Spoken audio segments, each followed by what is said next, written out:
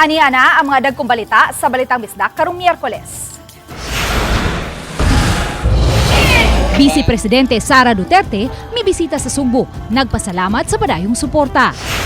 228 ka mga binandol nga ukay-ukay nga mobalor sa kapin 700,000 pesos gisakmit sa NBI. Island hopping activity sa Lapu-Lapu City temporaryong gipahunong. Ug mga sakop sa Talisay CDRRMO, Community First Responder ug Resort Lifeguards gipaubos sa water search and rescue training. Kini ang GMA Regional TV Balitang Bisdak. Maayong hapon, ako si Luan Merondina. Vice Presidente Sara Duterte may bisita sa dakbayan sa Sugbo kinsa nakighimamat sa mga tao nga padayong misuporta kaniya taliwa sa nahiaguman niini nga pagsuway karon. Kauban niya ang grupo ni kanhi Cebu City Mayor Michael Rama. Anang report ni Alan Domingo. Nasurpresa ang mga mulupyo sa Barangay Ermita dihang sayo pa sa buntag, may bisita ang ikaduhang gamhanang opisyal sa nasod, si Vice Presidente Sara Duterte. Gisuhin nini ang pipila ka madapit sa barangay kinsa gihangop sa bagang duot sa mga tao. Gawa sa pagpanglamano, game usab kaayo ang Vice Presidente sa unlimited selfie sa mga mulupyo nga iyahang magian. Gani siya pa ang mukha sa mga cellphone aron makig-selfie sa iyahang mga supporters. Dako ang pasalamat sa Vice Presidente sa mga Sugboanon ug sa katawhang Pilipinhon nga padayon siyang gisuportahan bisan pa man sa isyong gibato kaniya. Sa pangutana kung unsa ang iyang tuyo sa pagbisita sa Sugbo. Gusto na ko nga mapaabot sa ilaha personal ang pagpasalamat na bisan sa unsa kahugaw sa politika, unsa ka grabe ang pandaot, wala gihapon mawala ang pagtuo ug pagsalig sa mga tao sa akoa, sa amo ang opisina. Gidugang ni VP Sara kinahanglan magkahiusa ang katawhan sa pagkabot sa tinuod nga kalambuan sa nasod. Game usab siya sa pagtubag sa mga pangutana nga dala pakatawa. Karong yung maabot na pinili ay paminaw nato ang mga saad sa mga politiko. Unya tan-aw nato kung unsa ang iyahang nabuhat kaniadto, unsa iyahang kapasidad. Ani dili na mabuto tungod kay gikan sa political dynasty. Diba dili na mabuto tungod kay anak tungod kay Duterte ang apelyido, anak ni Digong. Tanaw na to ang tao. Unsa ba iyahang mabuhat? Unsa iyahang nabuhat? Kauban ni Duterte ang grupo ni kanhi Mayor Mike Rama kinsa na sorpresa usab sa kalit nga pagbisita sa Vice Presidente nga personal nga nagpasalamat kaniya sa suporta gihatag nini. Si Rama nagpabilin nga kalyado sa mga Duterte nga wa motalikod sa partidong PDP laban sa amahan ni VP Sara nga si kanhi Presidente Duterte. Ugod ako kami pasalamat saan. Kay this is now the moment of truth. Na when we also stood for the Dutertes, I stood for both Marcos and Duterte. But this time, naanan ni mga gingalan ng disturbance. Sama sa Vice Presidente, gipadayag ni Rama nga wala makapatandog kaniya og sa ilang grupo ang hagit nga iyang giatubang. Lehitimo og naapil na sa mga baluta ang iyang ngalan busa ipadayon matod pa niya ang dugay niyang nasugdan. Doon usab siya ay komento sa sitwasyon sa Vice Presidente. Impeachment is not the solution to so much insurmountable problem this country is facing. We will always be standing against the impeachment of VP Sara. Kauban si Clover Lumayag, ako si Alan Domingo. Balitang Bisdak. Pasado na sa first reading sa Konseho sa Dakbayan sa Mandawi ang ordinansahon nga mupatuman sa amnesty program sa mga sakyanang na-impound tungod sa lain-laing violations. Ang detalye ni Nico Sereno. Sa sesyon sa Konseho sa Dakbayan sa Mandawi gipasara sa first reading ang proposed ordinance. Kini ang paghatag og amnesty alang sa mga tag-iya sa mga sakyanang dugay nang nga-impound sa storage area. Kay puno-puno na kuno og gusto ang syudad nga mapahawan gyud kini. Sa amnesty inay sa inadlawng kwenta sa storage fee, flat rate na ang bayaran. Nakapaybaw ta og sayo sa mga kuan hingtungdan kay aron makaandam sila. Pero kuan 1,000 na lang ilang bayranan pero mubayad pa sila sa ilang mga violation. Banabana sa Committee on Transportation, mga Abril pa mapatuman ang amnesty program na implementar kini kaniadto apan menos ra ang nikuha sa ilang mga sakyanan. Ang atong paningkamutan nga madaghan ang maka-avail sa amnesty. Sa datos gikan sa Traffic Enforcement Agency of Mandaue, ubay-ubay pagyud ang mga sakyanan nga wala panguhaa.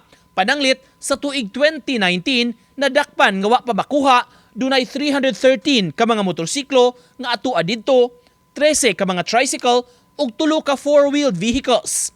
Sa tuig 2020, 242 ka mga sakyanan ang wa pa makuha, 221 usab sa tuig 2021. Samtang 242 ang nahabiling unclaimed vehicles sa tuig 2022 ug sa tuig 2023, 343 ka mga sakyanan. Musumada tanan ug 1,428 ka mga sakyanan gikan 2019 hangtod sa 2023. Wa pay labot ang masayo pa gikan 2018 paatras nga hangtod karon nagpabilin sa impounding area. Butang nga matod sa labaw sa team kung makuha-kuhaan kining gidaghanuna dakog ikatabang para mahawanan ang impounding area. Tungod kay nagsigi pa man gyud ang ilang pagpanakop karon. Uban ni Godfrey Relien, Nico Sereno, Balitang Bisdak. Karsada sa National Highway gikan sa Barangay Bulacau, Cebu City hangtod sa tabunok sa dakbayan sa Talisay nataura na og street lights. Ang detalye sa report ni Femari Dumabo. Mato ni Joy Tumulak, hepe sa City of Talisay Traffic Operations and Development Authority kon City Toda, nga usa sa irason sa mga madisgrasyang motorista, mao ang kangiob sa pipila ka daan sa dakbayan. Mapasalamato ng City Toda nga natauran og mas hayag nga mga street lights ang National Highway. Niadtong weekend hingpit na pasiga na ang mga suga nga gitaod sa Barangay Tabunok hangtod na sa Barangay Bulacau, syudad sa Talisay. Mato ni Mayor Samsam Gulyas nga usa sa ilang prioridad maong kaluwasan sa mga tawo nga moagi sa dapit ug sa mga motorista. Moabot sa 122 ka mga suga nga napasiga nga makatabang aron mas hayag nga daan ug luwas nga pagmaniho panahon sa kagabhion. Gipasiga lang nato more kay hinay man murag hinay man ang pagpasiga. Ang Tabunok flyover mi wa pa karon na. Fall on the road ang amo na lang we want to do our job here in the city government. Hopefully kanang mapasiga lang nato ang mga roads ang next na tubuhaton ng inner barangays na. Dako kay natabang namo ang pagpanaod sa bag-o nga mga suga nga hayag na kay sa pagkakaron. Aron maminosa na to ang disgrasya. Kay niyatong una, medyo dim ang suga, so mao may kasagaran ihatag nga rason niyatong mga na-involve og mga bangga. May gitas-ong 1.2 kilometro ang daan nga napasugan. Naglaraw usab karon ang mayor nga dugangan og mga suga sa mga sudlunong mga dapit sa dakbayan kundi sa mga kabaranggayan. Gitahasan ng City Engineering Office sa pagpatuman sa proyekto. Nahuman ng SRP then Tabunok to Bulacau manasad. Ang ako na lang gi-instruct karon is gitanaw nato ang mga inner barangays na, especially our bridges sa inner barangays. Mohon Bridge, Biasong Bridge, labi na ang mga lugar na nanay pusti daan. Nagsugod among sugdan karon ang mga lugar na nanay pusti kaya ang palitunon ana ang mga bulbs na lang man. Para mga areas among gi-prioritize ang areas with pusti mo unahon, ang areas na wa pay pusti sunod na siya kay medyo mahal man kay pusti o bumbilya may paliton. Uban ni Godfrey Relien ug Rod Prado, Femari Dumabok. Balitang Bisdak. Grade 8 student sa Bangkal National High School nga unang gikatahong diriyot makidnap ni atong miaging semana, mubalik na pagtungha karong semanaha. Gipahibaw sa Registered Guidance Counselor sa Bangkal National High School nga nakapahigayon na sila og home visit sa naasong tinunan kinsa gipaubos una sa modular learning human sa hitabo. Karon mipakita na kini og interest nga mobalik sa regular face-to-face classes kay alang kaniya mas daghan siyang makatunan. Hinuon mihimo na og pamaagi ang tunghaan ug ang mga kabanay sa tinunan nga masiguro ang iyang kaluwas. Ilabi na kay matag alas 8:30 sa gabi mahuman ang klase niini. Samtang gipadayag usab sa CSWD Lapu-Lapu City ang ilang kaandam aron matabangan ang tinunan nga mabalik sa normal ang iyang pagtungha. Once the child will report to school, he will be called at the guidance office for the debriefing. Among gi-allow pod ang school kung makahatag sila intervention sa bata, katong basic counseling sa bata, then mag-base ni sa ilang assessment if need ba siya thorough pa nga kanang psychological evaluation.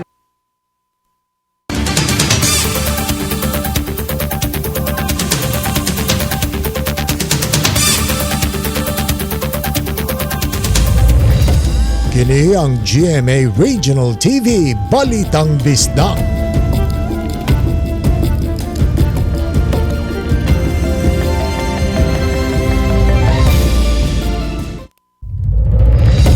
Kini ang GMA Regional TV Balitang Bisdak. Mainiton nga gihangop ni Vice President Sara Duterte ang iyang mga supporter sa Barangay Dulho Fatima sa Cebu City. Ug atong makauban karon pinaagi sa phone patch si Fem Marie Dumabong. Fem, kumusta diha? Yes, May. Sa pagkakaroon may madungog yun nato ang mga lanog na mga katawa dili sa mga residente. Kay mga usa ka kilometro na gyud, May. So, kilometro na ma'am no, atong gilakawan na no sa pagsugod.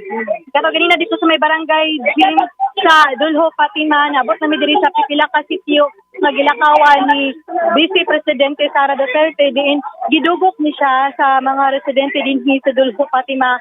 Aduna sa mga pipila ka mga residente nga gikan sa silingan nga mga barangay ni palayo-layo ta sa nahimutangan karon ni Vice Sara bali naguna ta bali sa iyang gilakawan kay kung adto ko sa iyang duol magtulod-tulod.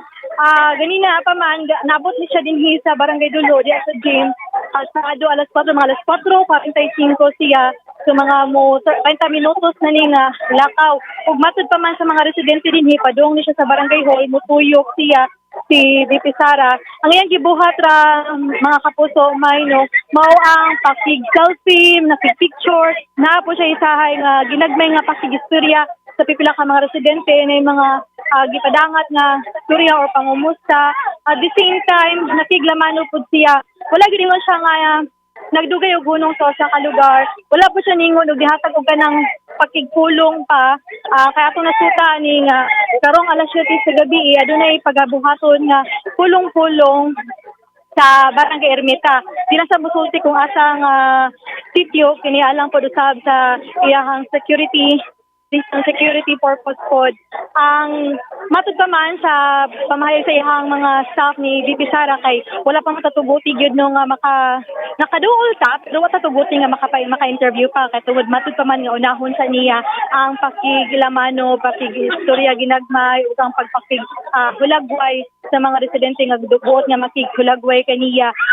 Ato nasuta nga matud pa man usa lang kini sa paagi sa pagpasalamat sa mga residente sa matid papadayon nga suporta sa mga pipila ka mga Subuano sa mga residente din Hingapita sa pamilyang Duterte labi na sa iyaha isip Vice Presidente bisan pa man taliwa sa mga issue dito sa national level. Ug samtang usab kini siyang paagi usab sa pagtabang sa pangampanya sa lokal nga kandidato dinhi sa Cebu City ni Cebu City Mayor Rama ug iyahang kaalyado. So pagkakaroon mayog mga kapuso ato nasuta nga matud pa man mga 2 kilometers pa ni ang lakawon padung sa Barangay Hall. Madugay-dugay man gud kay kung naa siya makita sa daplin nga mga bata or kini mga tigulang muduol gid siya may muduol aron sa pod pangamustaon. Ang uban usab mao gid koy muduol pod niya. Ari pod nga mo nang naapod sa mga iyahagihapong mga security personnel pod nga nagsiguro pod taon pod sa iyahapong seguridad dinhi apil na subject pila ka mga local pod nga security personnel nga nagsiguro alang sa seguridad pod sa Vice Presidente. May Daghang salamat, Fem Marie Dumabong. Nasakmit sa mga operatiba sa NBI Sevro ang kapin sa 200 ka mga bugkos sa mga used clothing o ukay-ukay sa usa ka tindahan sa Dakbayan sa Sugbo. Ang detalye sa report ni Alan Domingo. Kuha kini sa body camera sa mga operatiba sa National Bureau of Investigation sa sulod sa usa ka tindahan sa may Borromeo Street, Barangay Kalubihan, Dakbayan sa Sugbo. Makita ang galinya mga binugkos nga mga ukay-ukay nga higpit nga gidili sa balaod. Wa ang nanag-iyas tindahan og ang matrabahan tilang ang naabtan sa mga otoridad. Ila kining gisakmit o gidala sa buhatan sa NBI Sevro. Kini ang mga binandol nga ukay-ukay o used clothing nga nasakmit sa masakop sa National Bureau of Investigation NBI Sevro. Gikan sa usa ka negosyanteng insik gamiton nila kining ebidensya sa ilang gipasakang kaso. Our office served a search warrant issued by the Honorable Judge Stella Cinco for violation of Republic Act number 4655. That is an act to safeguard the health of the people and maintain the dignity of the nation by declaring it a national policy to prohibit the commercial importation of textile articles, commonly known as used clothing and rags, sa dialect ukay-ukay. Gibanabana mo kantidad og 752 mil pesos ang balor sa nasakmit nga kontrabando nga gituhang gikan sa nagkalain-laing dapit sa Asya. Aduna kini business permit isip tindahan sa mga RTW products apan wa malakip nini ang pagpamaligaw og ukay-ukay tungod sa kapiligro ninis panglawas. Dugang sa direktor sa NBI 7 Attorney Oliva nga kon makasud ang ingon ini nga kontrabando dili layo ang posibilidad nga makalusot usab ang ubang illegal nga butang lakip na ang shabu. Tungod nini nanawagan sila sa katawhan nga makiglambigit sa ahensya kung adunay masayran kabahin sa illegal nga kalihukan sa ilang dapit. And if evidence warrants, our office will file additional cases against the subject's conspirators. It is highly probable that other contraband, like illegal drugs, is transported through the same method. Ang nasakmit nga ukay-ukay ilang ipresentar sa korte nga may modesisyon sa angayan nga himuon ini. Kauban si Clufer Lumayag, ako si Alan Domingo. Balitang Bisdak. Gawas sa kadagko sa bawd, lakip sa gisusi karon sa Cebu Coast Guard nga hinungdan sa pagkalunod sa motor bangka ningning ang posibilidad nga nag-overloading kini. Ani ang report. Nakauli na sa ilang tagsa-tagsa ka mga panimay ang 51 ka mga sakay sa motor bangka ningning nga nalunod sa kadagatan habig sa Barangay Sabang, Olango Island alas 10:30 kagahapon sa buntag. Human sila ma-rescue sa mga mananagat sa Barangay Kauoy ug Sabang, gida sila sa mga sakop sa Lapu-Lapu City DRRMO sa Olango Mini City Hall, diin gihatagan sila og mga pagkaon, ugang mga sapot ug gisusi ang ilang panglawas. Sa 51 ka mga sakay, tulo ni ini mga crew sa motor bangka, samtang 48 ang mga pasahero. Diin na po ni ini nag-edad og 17 anyos paubos. Matud ni Ensign Abel Lumboy, Director sa Command Center sa Coast Guard Central Visayas, nga lakip sa ilang gisusi karon kung nag-overloading ba ang naasoy motor bangka hinungdan sa pagkalunod ni ini. Under investigation pa ma'am, good ma'am. Pero as of now ma'am, sa initial investigation ma'am, tungod sa unfavorable sea conditions ma'am. Hinoon, base sa post ni Najel Banyasha, Crisis Manager sa Lapu-Lapu City, nga anaalang sa 20 ang capacity sa motor bangka ningning. Apan ang sakay sa motor bangka ningning, miabot sa 51. Uban ni Marlon Melgazo, Luen Merondina, Balitang Bisdak. Kini ang GMA Regional TV Balitang Bisdak.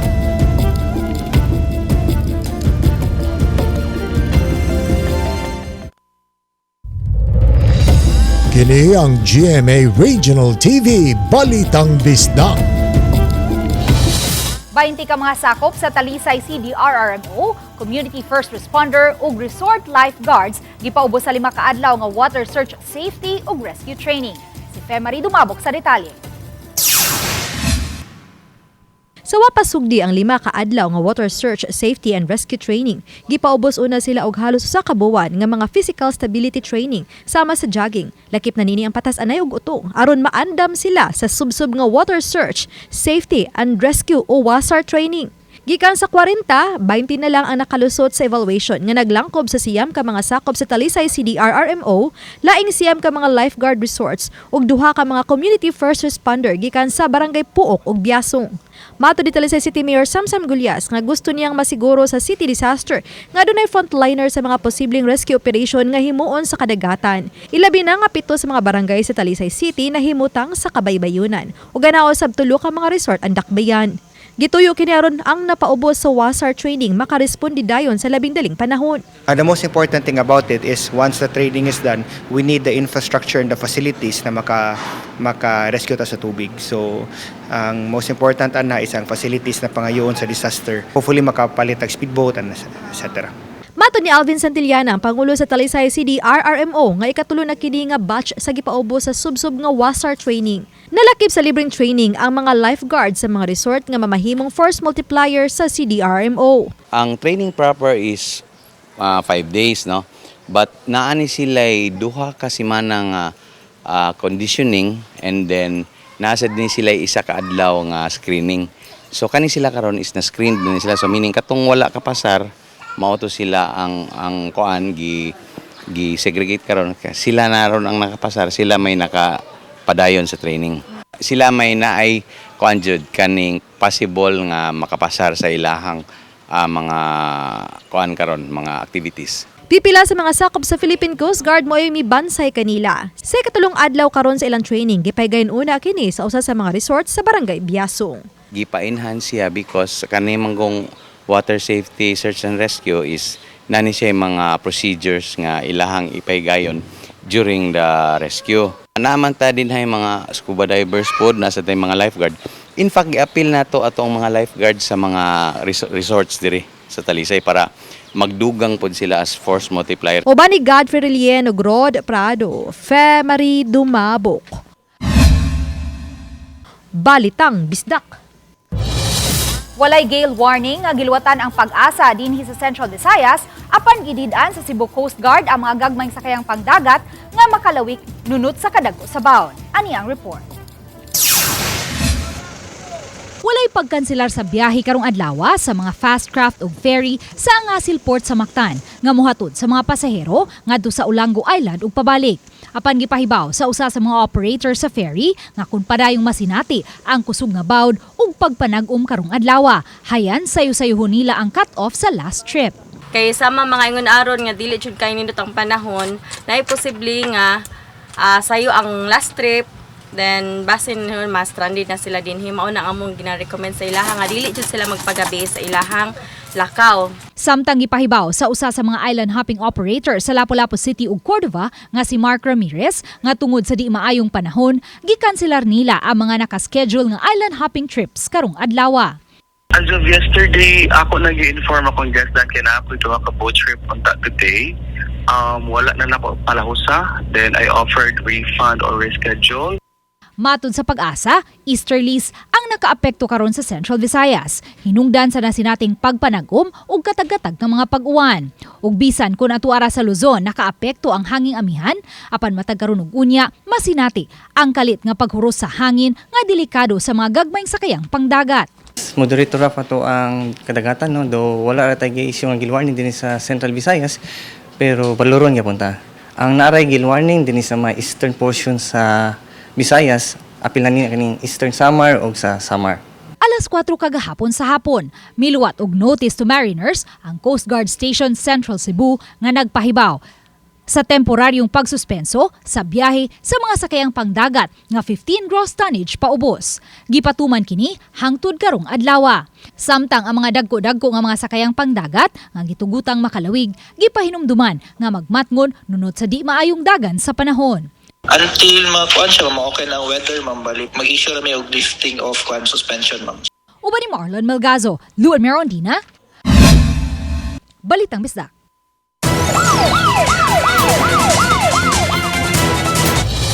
Duha ka durogista ang nadakpan sa sunod-sunod nga operasyon sa kapulisan sa Dakbayan sa Talisay ni adtong weekend. Diin mo sumada sa 1.3 million pesos ang nasakit nga shabu. Ang nasikop taga Kansuhong, Talisay City. Unang operasyon nahitabo didto sa Purok Matinabangon, Barangay Tabunok, Domingo sa alas 9:09 sa gabi. Natigayon ang pagdakop human mikagat ang didakpan nga si alias Elgin, 41 anyos nga taga Barangay Kansuhong sa Nisbutang Syudad.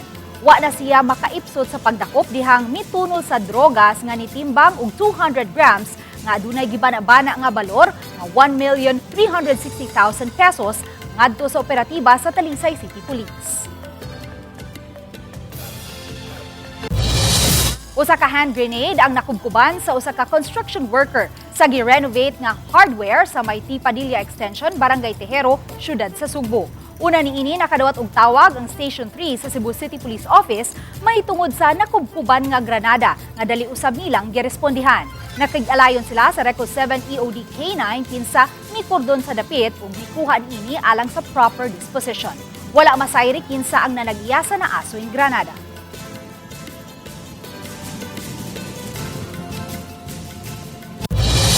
Mas hinusgan pa sa Mandaue City ang mga palisiya kabahin sa drug-free workplace. Usa kini sa natuki atol sa regular session sa Mandaue City Council. Gipapasar ang pag-amendar sa naunang napasar nga city ordinance. Kabahin niini ang pag-require sa mga drug test isip pre-employment requirements. Mupahamtang sab og silot sa mga magdumili sa pagpaubos niini. Samtang gitinguha na sab ang pagpatukod og drug testing laboratory aron mas dali unya ang pagproseso sa resulta sa mga eksaminasyon. Gitinguha usab nga mas mapun-an pa ang mga drug-cleared barangays sa Mandaue. Nasa information dissemination kanunay nga magpahibaw nila nya naay gusto or ato gyung example sa mga barangay nga gihimo no kanang nagconduct ka na surprise drug test no kay dili gid makaikyas. Stable na ang panglawas sa Santo Papa apan ana paghihapon sa kritikal nga kahimtang. Base sa gipagawas ng opisyal nga pamahayag sa Vatican, padayon pang nakigbisog ang Santo Papa sa iyang sakit nga double pneumonia. Wala hinuoy na bantay ang bagong respiratory crisis nga gihambin si Pope Francis. Nakapahuway na usab kini og tarong. Padayon hinuong gibantayan sa mga doktor ang kahimtang sa Santo Papa. 13 kaadlaw na sukad siya na admit sa hospital. Alas 4 ganihang buntag oras dinhi sa Pilipinas, nanguo si Luis Antonio Cardinal Tagle sa ikalima kaadlaw nga pag-ampo sa Vatican alang sa kaayuhan sa Santo Papa. Kauban ni Tagle sa pag-ampo sa Santos nga Rosario sa St. Peter's Square ang libuan ka mga Katoliko. Sa buot mamahimong kabahin sa nagunang leading broadcast network nga GMA Network, anay mga bakanting trabaho alang kaninyo.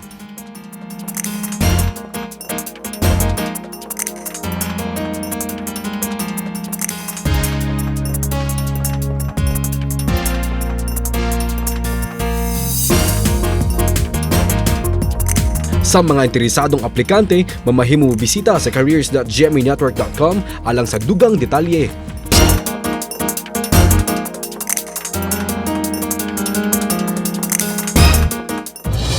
Singkwenta'y-4 anyos nga babay nga nalambigit sa Rentangay o Sangla Skib nasikop sa kapulisan sa Regional Highway Patrol Group kon RHPG-7 pinanguluhan sa ilang Regional Chief Police Lieutenant Colonel Wilbert Parilla. Upat ka mga tao ang minangup sa RHPG-7 kay nabiktima sila sa maong suspitsado. Gipasakan og kasong carnapping ang suspitsado sa Lapu-Lapu City Prosecutor's Office niadtong Enero 21, 2025. Samtang nasayran sa RPHG-7 nga ang dinakpan dunay warrant of arrest sa kasong murder dito sa Dakbayan sa Bugo. Wala pa hinuon madetalye ang sirkumstansya sa kasong murder nga iyang giatubang. Pinaagi sa tabang sa Bugo City Police Station, nilusad ang RHPG-7 ug manhunt operation nga may resulta sa pagkasikop sa suspect niadtong Pebrero 18 sa ML Quezon National Highway sa Dakbayan sa Lapu-Lapu. Wala muluwat og pamahayag ang dinakpan. This pertains to the arrest of one Jessica Sowan Sanchez, Filipino, 54 years old, and with residence address at Barangay San Miguel, Cordova. So, he was arrested for a crime of murder. The accused is also involved in Rentangay or Sangla scheme.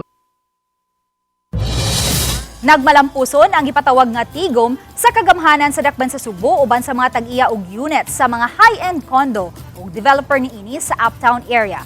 Lakip sa gipatawag ang mga opisyal sa power distribution facility human naputli og kuryente ang mga nanimuyo sa condominium units tungod sa ilang internal problem. Isip humanitarian consideration, gihangyo sa kagamhanan sa Dakbayan nga hatagan og kuryente ang apektadong mga mulupyo samtang giplansya pa ang mga isyu ug mahatagan og kasulbaran. Labaw sa tanan, gitana usab nga mamahimong epekto sa kaluwas sa mga mulupyo ilabi na kadtong nagpuyo sa tag-as nga andana o galing dunay emergency nga dili makadali pagsaka kanaog kay walay elevator service. Misanong ang power distribution facility sa hangyo sa Dakbayan ug mga mulupyo. Samtang gipatawag niini ang developer ug ang tag-iya mismo aron masulbad ang problema uban ang mga mulupyo. Gipasusi na usab niya sa OBO kung compliant ba ang mga building sa lagda sa Dakbayan. We can exercise our police powers to make sure that all of these concerns are addressed. And that is the power of the Office of the Mayor and the Cebu City Government given by the Local Government Code. Samtang makita ninyo kining mong episode sa official website sa GMA Regional TV, www.gmaregionaltv.com. Pwede usab ninyo mabisita ang among official YouTube channel, ang GMA Regional TV, ug i-click ang subscribe button. Alang sa labing init nga mga balita gikan sa mga rehiyon, buot namong pasalamatan ang mga kapuso sa lain-laing bahin sa Pilipinas, lakip na ang atong mga kapuso abroad. Tungod sa GMA Regional TV, local news matters.